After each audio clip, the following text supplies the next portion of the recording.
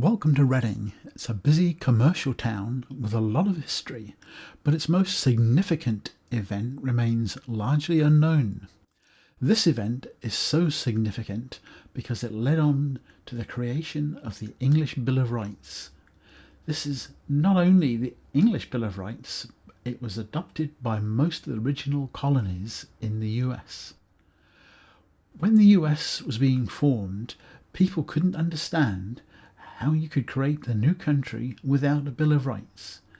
Accordingly, the US Bill of Rights was created and merged into the US Constitution, such was the high regard that this Bill of Rights was held in. The event was a battle held right in the very heart of Reading. Streets that you walked down to do your shopping were where the political structure of England was decided. It seems odd that such an event is largely forgotten. Terry Dixon, a local historian, knows all about it. Today I'm going to talk to you about a particular part and time in our history where Reading plays a very important part. I'd like to take you back to 1685. James II had just come to power after his brother, who was Charles II, had died. Both Charles II and James II were sons of Charles I. Now, when James came to power within a short period of time, he started to make himself unpopular. He was a Roman Catholic, while most of the people in England at that time had converted to become Protestants. And he was starting to act like his father, with respect to he believed he had a direct contact with God, and whatever God said to him was the truth and he could implement it. James II was making himself very unpopular. He'd imprisoned 7 important bishops in the Tower of London, and he was replacing Protestants in power by Roman Catholics. Generally, people were seeing that if he continued in this way, by ignoring Parliament and doing a number of very unpopular moves and decisions, we could end up in another civil war, which nobody wanted. So what people thought was some action had to be taken. A number of learned people got together secretly in the basement of Lady House in the wonderful little village of Hurley, in between Marlow and Henley, to discuss the situation and hopefully come up with a plan to head off another civil war. After their discussion, they decided the best way forward would be to invite Prince William of Orange, who was married to James's daughter Mary, who ruled in the Netherlands, to come to England and become a new king. Following this meeting, which was held in secret, a letter was drafted and signed by these important people and delivered to Prince William. He was very interested in coming to England to become the king for a number of reasons. One was that the Protestant faith was mainly based in the Netherlands, part of Germany and England, not the whole of the UK. He was also very interested in getting his hands on the English fleet. So, after checking out that there wasn't a trap or anything like that, he started putting in preparations to come to England. In November of 1688, his ships left and sailed down the Channel. The plan was to land at the wonderful sandy beaches of Weymouth, but a very strong easterly wind blew on that day and took his ships well past Weymouth. Eventually he was able to come ashore in Brixham. When William landed at Brixham, rather unusually, he landed and unloaded 10,000 information leaflets and a printing press. Because what he wanted it to be seen as, it wasn't an invasion by him trying to take over the country. He was landing in England to relieve us of the possible way that James was going to go forward and all the carnage and other disruption that was causing. and he started what was to be a lot longer march than originally planned to get to London. James was aware that William had landed, and he started putting in preparations to be able to stop William getting to London. Shortly after raising his army, he sent 600 of these Irish mercenaries and billeted them in Reading, Berkshire.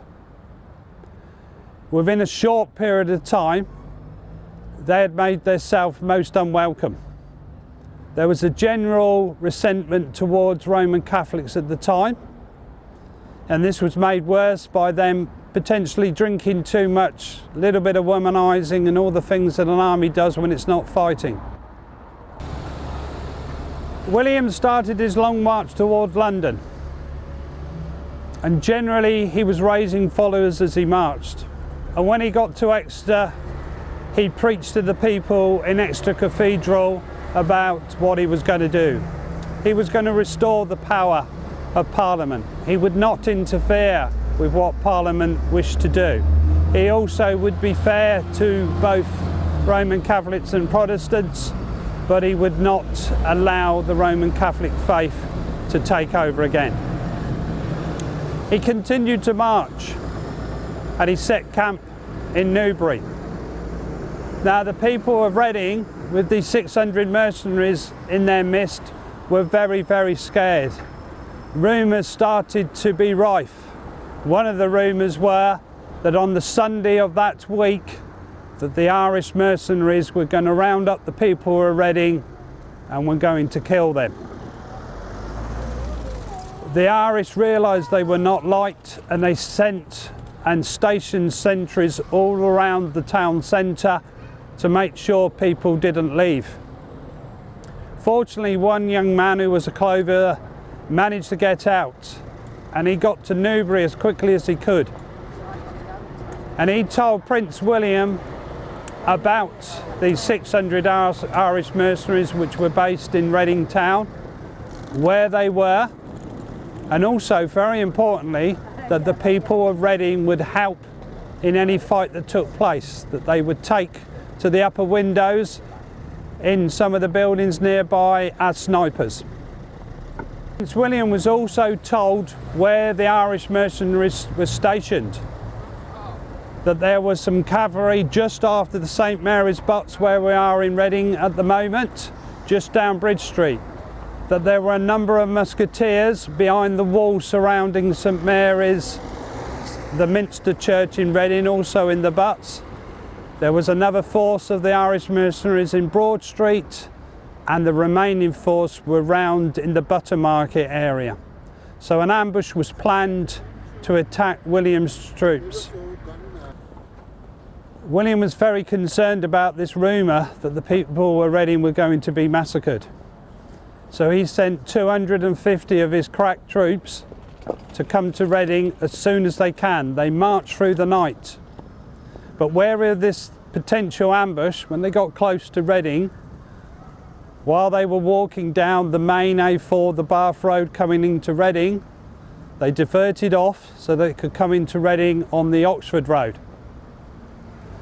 By doing this, and by keeping low behind all the hedges and the buildings and moving very slowly and carefully, when they got to Reading, they were able to completely outwit the Irish mercenaries and inflict panic on them and a number of casualties.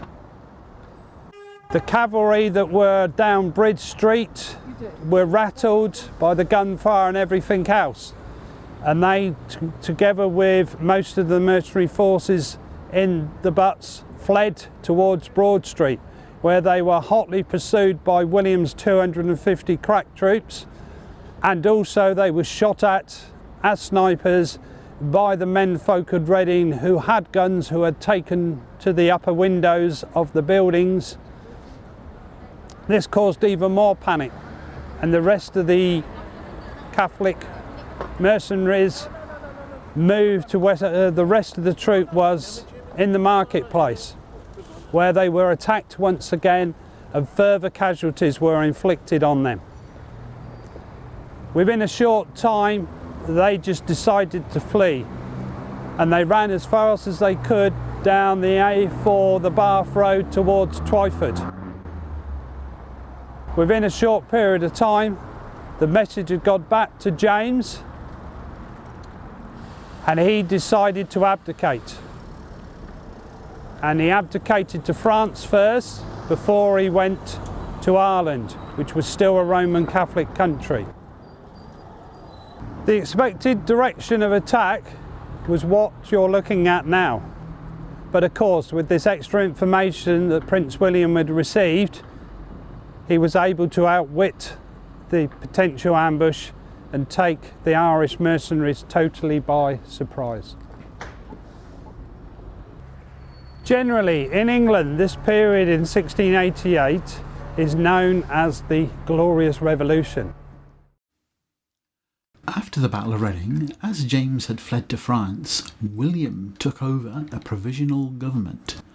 William called for an English Convention Parliament to decide the future of the country. Over the previous years, there had been attempts to build upon the rights contained in the Magna Carta. There was also a need to come up with some reasons why it was right and proper to replace James. So there had to be some existing rights that he had violated. The Declaration of Right was prepared. It had originally contained some new laws, but it was revised to contain only sections declaratory of ancient rights. The Declaration was read to William and Mary at the same time they were officially offered the joint throne of England. The Declaration of Right was enacted in Parliament, and this became the 1689 Bill of Rights. Although we tend to view ourselves as living in enlightened times, we currently do not have all the rights encoded in this bill. Like monarchs of old, English parliaments have sought to derogate these rights.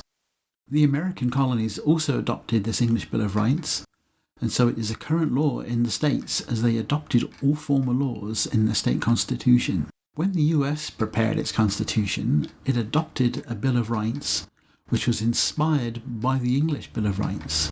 Eventually, these amendments became personal rights, and accordingly, American citizens have better legal protection than we have in England. All this from a long-forgotten battle in Reading town centre.